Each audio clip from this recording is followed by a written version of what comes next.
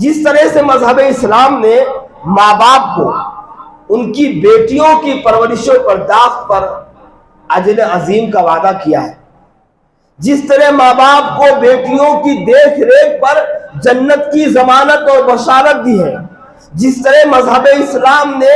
ایک ماں باپ کو اپنی بچیوں کی بہترین تعلیم و تربیت، بہترین ماحول، ان کی عزت و آبرو کی حفاظت، ان کو بہترین تربیت دینے پر جنت میں ساتھ ساتھ رہنے کا صلہ دیا ہے، وہیں پر مذہب اسلام نے ایک بھائی کو بہنوں کے ساتھ بھی حسن سلوک کرنے کا وہی صلہ دیا ہے جو ماں باپ کو بیٹیوں کی تربیت پہ دیا ہے۔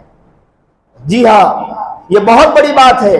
جس طرح ماں باپ کو مقام ملے گا، ان کی بچیاں کسی کی 2-3 حدیثیں آگے آ رہی ہیں، ماں باپ اس بیٹیوں کی بدولت جنت میں جائیں گے، ایسے ہی میرے بھائی، میرے عزیزوں، میرے دوستوں، ایک بھائی بہن کی بہترین تربیت، بہن کے ساتھ بہترین حسن و سلوک، بہترین کو اسلامی ماں بہنوں کو اسلامی ماحول میں رکھنے اور ان کی عزت و آبرو پر ایک بھائی کو بھی وہی مقام، وہی مرتبہ، وہی صلہ، وہی خوشخبری، وہی بشارتیں دی گئی ہیں جو ایک ماں باپ کو دی جاتی ہیں۔ لہٰذا میں سناؤں گا حدیث، اللہ کے نبی صلی اللہ علیہ وسلم کی ایک حدیث مبارکہ سنن ترمذی کی حدیث ہے، حضرت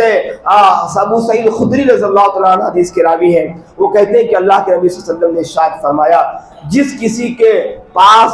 2 بیٹیاں ہوں، جس کسی ماں باپ کے پاس 2 بیٹیاں ہوں،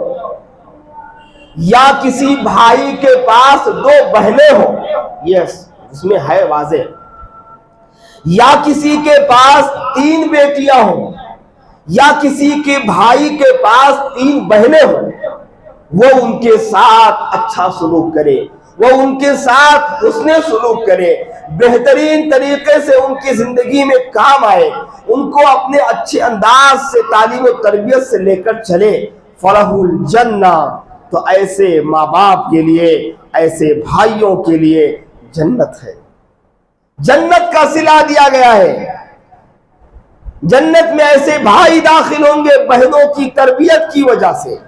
جنت میں ایسے ماں باپ داخل ہوں گے بیٹیوں کی تربیت کی وجہ سے۔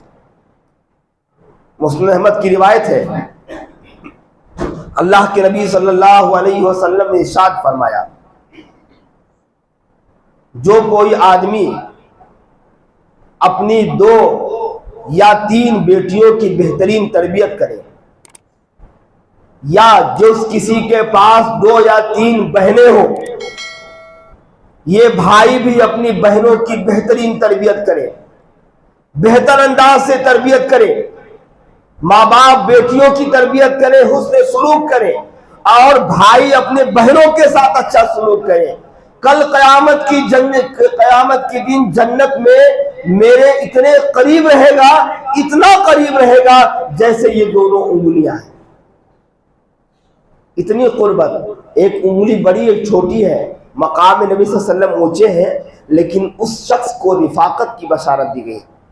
غور کیجئے گا، حدیث کے اندر جہاں بیٹیوں کی تربیت پر جنت کی ضمانت، جہاں بیٹیوں کی پرورش پر جنت کا صلہ، جہاں بیٹیوں کی تربیت پر نبی کی رفاقت کا منظر کشی، وہیں ایک بھائی کو بھی تحفتاً دیا گیا ہے کہ تم بھی اپنی بہنوں کے ساتھ اچھا سلوک کرو، اپنے بہنوں کے ساتھ اچھا برتاؤ کرو، حسن سلوک کرو، تم بھی نبی کے ساتھ قریب قریب رہو گے جیسے کہ ماں باپ رہیں گے۔